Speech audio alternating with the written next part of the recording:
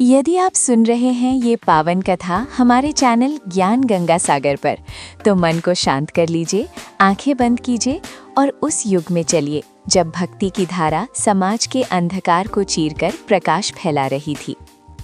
काशी की धरती पर उस समय एक नाम धीरे धीरे लोगों के हृदय में स्थान बना रहा था, संत रविदास। वे न तो राजमहलों में रहते थे, न ही बड़े आश्रमों में। उनका निवास एक साधारण झोपड़ी थी और आजीविका का साधन था जूते बनाने का कार्य। किंतु उनकी आत्मा में जो तेज था वो किसी राज सिंहासन से कम नहीं था। उनके जीवन का एक अत्यंत प्रसिद्ध प्रसंग गंगा माता से जुड़ा हुआ है, जिसने न केवल उनके भक्तों को बल्कि उनके विरोधियों को भी मौन कर दिया। उस समय काशी में ये मान्यता थी कि गंगा स्नान से ही पाप धुलते हैं और मुक्ति प्राप्त होती है। तीर्थ यात्रा करना सामाजिक प्रतिष्ठा का विषय भी था। एक दिन कुछ प्रतिष्ठित ब्राह्मण और नगर के प्रभावशाली लोग गंगा स्नान के लिए जा रहे थे। मार्ग में उन्होंने रविदास जी को देखा, जो अपने घर के बाहर बैठकर जूते बना रहे थे और साथ ही प्रभु का स्मरण कर रहे थे। उनमें से एक ने हल्की मुस्कान के साथ कहा, रविदास, आज गंगा स्नान का पुण्य दिवस है, क्या तुम भी हमारे साथ चलोगे? उसके स्वर में श्रद्धा कम और व्यंग्य अधिक था। रविदास जी ने शांत दृष्टि उठाकर देखा और अत्यंत विनम्र स्वर में उत्तर दिया, आज मुझे एक ग्राहक को समय पर जूते देने हैं। वचन का पालन करना भी मेरे लिए धर्म है। यदि मन निर्मल हो तो प्रभु यहीं मिल जाते हैं। उनके उत्तर पर कुछ लोग हंस पड़े। वे गंगा तट की ओर बढ़ गए, ये सोचते हुए कि एक चर्मकार भला भक्ति और तीर्थ का क्या अर्थ समझेगा। उधर रविदास जी ने अपने कार्य को पूरा किया। फिर उन्होंने अपने सामने रखी एक छोटी कठौती में स्वच्छ जल भरा। वे शांत होकर बैठ गए, आंखें बंद की और गहरी एकाग्रता से प्रभु का स्मरण करने लगे। उनका हृदय पूर्णतया निर्मल था। उनके भीतर न किसी के प्रति रोष था, न ही हीनता का भाव। वे केवल ईश्वर के प्रेम में डूबे हुए थे। कहते हैं, उसी समय एक अद्भुत घटना घटी। जिस समय ब्राह्मण गंगा में स्नान कर रहे थे, उन्हें जल में कुछ असामान्य अनुभव हुआ। कुछ को लगा कि जल अपेक्षाकृत अशांत है, कुछ को अजीब सी बेचैनी का अनुभव हुआ। ये केवल बाहरी अनुभव नहीं था, मानो उनके भीतर भी कोई प्रश्न उठ रहा था। इधर रविदास जी ने अपने ध्यान से नेत्र खोले और उस कठौती के जल को नमन किया। उन्होंने धीरे से कहा, मन चंगा तो कठौती में गंगा। ये वाक्य केवल शब्द नहीं था, ये उनकी अनुभूति की घोषणा थी।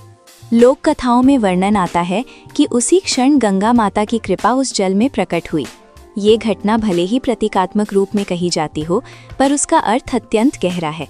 जब ब्राह्मण लौटे और उन्होंने ये कथा सुनी तो वे विस्मित रह गए। कुछ ने इसे चमत्कार कहा, कुछ ने स्वीकार करने में संकोच किया, पर नगर में ये बात फैल गई कि भक्ति का मूल्य बाहरी स्नान से अधिक अंतःकरण की पवित्रता में है। इस घटना ने समाज को झकझोर दिया। लोग सोचने लगे कि यदि एक साधारण चमकार की भक्ति इतनी प्रभावशाली है, तो क्या सचमुच ईश्वर के द्वार पर जाति का कोई महत्व है? धीरे धीरे ये चर्चा राजमहल तक पहुंची। काशी के शासक को भी इस घटना का समाचार मिला। कुछ दरबारियों ने कहा कि ये व्यक्ति समाज की परंपराओं को चुनौती दे रहा है। कुछ ने कहा कि ये सच्चा संत है। राजा के मन में जिज्ञासा जागी। उसने निश्चय किया कि वो स्वयं इस व्यक्ति से मिलकर सत्य जानेगा।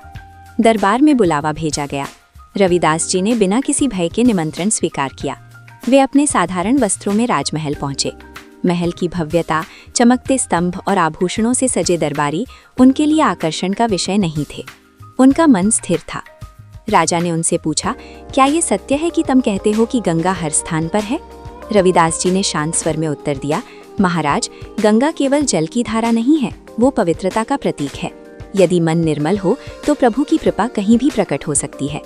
दरबार में उपस्थित पंडितों ने उनसे शास्त्रों के आधार पर प्रश्न किए। उन्होंने ऊंच नीच, कर्म और धर्म की व्याख्या प्रस्तुत की, परंतु रविदास जी ने तर्क के स्थान पर अनुभव की भाषा में उत्तर दिया।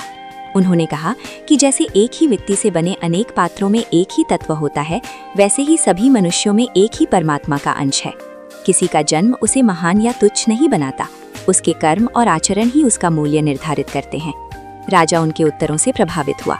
उसने उनकी परीक्षा लेने के लिए उन्हें बहुमूल्य वस्त्र और स्वर्ण मुद्राएं भेंट करनी चाहिए। रविदास जी ने विनम्रता से कहा, महाराज, मुझे अपने श्रम से अर्जित रोटी ही प्रिय है। यदि मैं इसे स्वीकार कर लूं तो मेरा मन उस पर आश्रित हो जाएगा। मैं स्वतंत्र रहकर ही प्रभु की सेवा कर सकता हूं। राजा उनकी संतोष वृत्ति और त्याग से अत्यंत प्रभावित हुआ। उसने दरबार में घोषणा की कि ये व्यक्ति केवल वाणी से नहीं बल्कि अपने जीवन से धर्म का संदेश देता है। इस प्रकार गंगा के प्रसंग और राज दरबार की परीक्षा ने संत रविदास की प्रतिष्ठा को और भी दृढ़ कर दिया। अब उनके पास केवल सामान्य जन ही नहीं बल्कि उच्च वर्ग के लोग भी आने लगे। उनकी वाणी में ऐसा जादू था जो विभाजन की दीवारों को तोड़ देता था। ये वही काल था जब उनकी कीर्ति दूर दूर तक पहुंची और आगे चलकर एक राजकुमारी जो स्वयं भक्ति की मूर्ति बनने वाली थी, उनके चरणों में आई। वो प्रसंग संत परंपरा में अत्यंत महत्वपूर्ण माना जाता है।